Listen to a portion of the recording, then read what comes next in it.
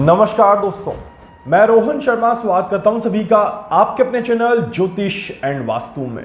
कैसे हैं आप सभी?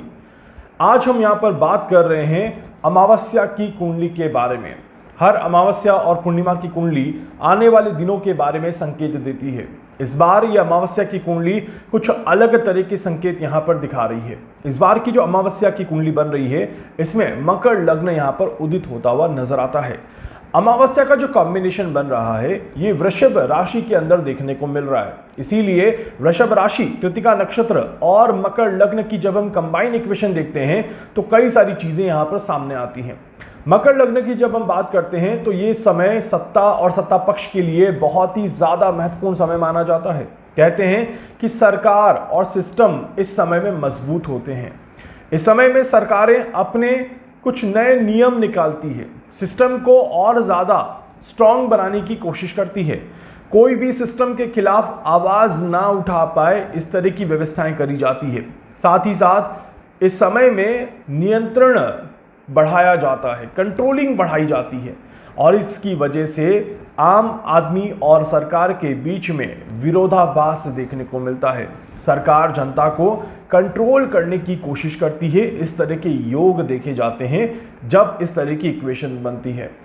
यहीं पर दूसरी तरफ अगर देखा जाए तो दूसरी तरफ अर्थव्यवस्था को लेकर के कुछ न कुछ उठापटक यहां पर देखने को मिलती है। अर्थव्यवस्था के साथ महंगाई काफी ज्यादा बढ़ते हुए दिखाई देती है। आपकी करेंसी वीक होते हुए दिखाई देती है और हाथ से पैसा जाते हुए दिखाई देता है। भोजन और पानी की समस्याएं सामने आती हैं, जिसकी वजह से एक असमंजस और एक अस्त व्यवस्था का माहौल यहां पर देखने को मिलता है।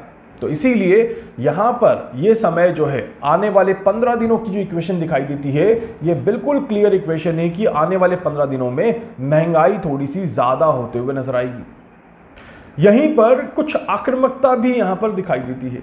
कहीं ना कहीं ग्रहों की इक्वेशन जो है वो ये दिखाती है कि पुलिस और सेना बल का इस्तेमाल थोड़ा सा ज्यादा किया जाएगा। बॉर्डर पर किसी तरह का तनाव देखा जाता है और बॉर्डर पर तनाव के साथ ही किसी तरह की, आप कह सकते हैं कि मुठभेड़ हो जाए या किसी तरह का कोई गलत प्रोपेगेंडा फैलाया जाए कि लड़ाई हो रही है, युद्ध हो रहा है। इस तरह की भी चीजें देखी जाती हैं।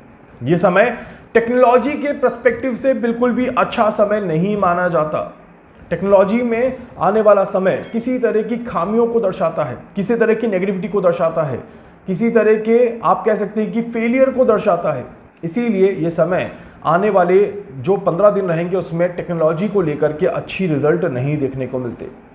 इन शॉर्ट, ये समय जो है ये कुछ हिडन सफरिंग का दिखाई देता है, कुछ छुपी हुई चीजें जो कि आपको पेन दे, आपको परेशानियां दे, इस तरह के योग बनते हैं। मास लेवल पे साइकोलॉजिकल इम्पैक्ट देखने को मिलते हैं। लोगों के मन में एक अलग तरह की भ्रम की धारणा देखने को मिलती है, एक अलग तरह की विचारधारा जो कि भ्रमित करने का काम करे, इस तरह के योग देखने को मिलते हैं। समुद्र के लिए समय अच्छा नहीं है, ये बिल्कुल क्लियर दिखाई देता है। बीमारियों के पर्सपेक्टिव से देखा जाए तो समय बिल्कुल भी अच्छा नहीं है। बीमारियों को लेकर के पैनिक क्रिएट होगा, इस तरह के योग बनते हैं। और धार्मिक चीजों के लिए भी समय ये अच्छा नहीं दिखाई देता। किसी तरह का कोई धार्मिक विवाद उत्पन्न हो, किसी तरह का कोई धार्मिक मुद्दा उत्पन्न हो, या दो धर्म के बीच में कोई गुट आपस में भिड़ जाए, तो इस तरह के भी योग यहाँ पर बनते हैं। इसीलिए आने वाले 15 दिन जो हैं ये बहुत ही ज्यादा फ्लक्चुएशन वाले दिन रहेंगे। काफी सारी चीजें अप एंड डाउन के रूप में देखने को मिलेगी। जब इसी को मैंने थोड़ा सा ब्रॉड लेवल में देखा है तो यहाँ पर 3 चीजें बड़ी क्लियरली दिखाई देती है। पहली चीज, जब हम इकोनॉमिक के बारे में बात कर रहे हैं तो मार्केट में काफी ज्यादा उतार चढ़ाव देखने को मिलेगा। अचानक मार्केट में अलग तरह की गतिविधियां हमें देखने को मिलेगी और लोगों के इमोशंस हर्ट होते हुए नजर आएंगे, लोगों को नुकसान होता हुआ नजर आएगा। ये बिल्कुल क्लियरली दिखाई देता है। आने वाले 15 दिनों में गोल्ड और ऑयल का मार्केट काफी ज्यादा प्रभावशाली रहेगा। इस तरह के योग बनते हैं। बैंकिंग सेक्टर में कुछ बदलाव देखने को मिलेंगे, कुछ बड़े डिसीजंस लिए जाएंगे, इस तरह के भी योग यहाँ पर दिखाई देते हैं। और टेक्नोलॉजिकल सेक्टर्स काफी ज्यादा हाईलाइटेड रहने वाला है आने वाले दिनों में, ये भी मार्केट में क्लियरली इंडिकेशन दिखाई देता है। इसके अलावा यहाँ पर देखा जाए तो मिलिट्री बॉर्डर, जैसे मैंने कहा, सेना के बीच में किसी तरह का तनाव देखने को मिलता है और तनाव की वजह से या फिर किसी तरह के फेक न्यूज़ की वजह से या किसी तरह के ड्रोन अटैक की वजह से चीज़ें एकदम से बिगड़ते हुए नजर आती है, इस तरह के योग बनते हैं। तो इसीलिए आने वाले 15 दिनों में अगर आप इस तरह की कोई भी न्यूज़ सुन लेते हैं तो वहाँ पर न्यूज़ को पूरी तरह से वेरीफाई पहले करें, उसके बाद ही किसी को फॉरवर्ड करें, इस बात का ध्यान रखिएगा। एआई और टेक्नोलॉजी के लिए समय अच्छा नहीं है, इंटरनेट सिस्टम के लिए समय अच्छा नहीं है, साइबर सिक्योरिटी के लिए समय अच्छा नहीं है। कहीं कोई लूप होल देखने को मिले, कोई बड़ा साइबर अटैक देखने को मिल जाए या किसी बड़ी कंपनी के सर्वर्स में कोई बड़ी परेशानियां आ जाए तो इस तरह के समय में काफ़ी ज़्यादा देखा जाता है। डेटा ब्रीच होना, पेपर लीक होना या किसी तरह का डेटा लीक होना इस समय में ज़रूर देखा जाता है।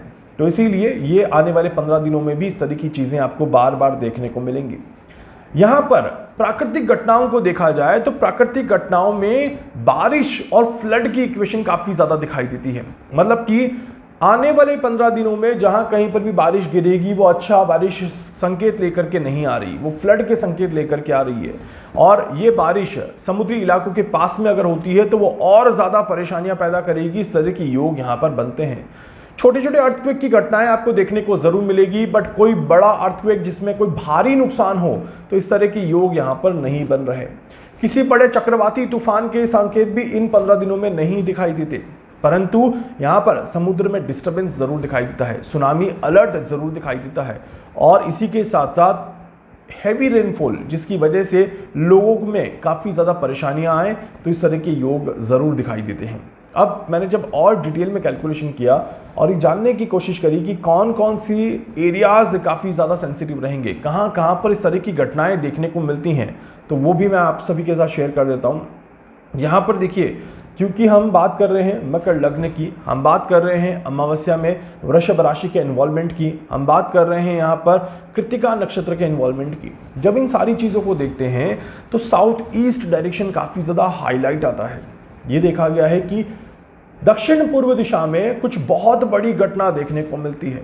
साउथ ईस्ट डायरेक्शन में किसी तरह का मिलिट्री इन्फ्लुएंस काफ़ी ज़्यादा देखने को मिलता है। साउथ ईस्ट डायरेक्शन में आग से जुड़ी हुई बड़ी घटनाएं काफ़ी ज़्यादा देखने को मिलती हैं।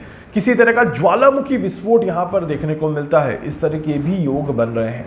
इसके अलावा चाइना और चाइना के आसपास के एरिया में कहीं ना कहीं कोई ना कोई बड़ी टेंशन हाईलाइट होगी, बड़ी न्यूज़ हाईलाइट होगी, या साउथ सी को लेकर के आप देखेगा कुछ आप ब्रेकिंग न्यूज़ यहाँ पर देखने को मिल सकती है। इस तरह की योग बनते हैं। ताइवान के लिए समय अच्छा नहीं दिखाई देता, फिलीपींस के लिए समय अच्छा नहीं दिखाई देता, इंडोनेशिया के लिए समय अच्छा नहीं दिखाई देता, वियतनाम के लिए समय अच्छा नहीं दिखाई देता और सिंगापुर का साउथ ईस्ट डायरेक्शन भी बहुत ज़्यादा पॉजिटिव नहीं दिखाई देता।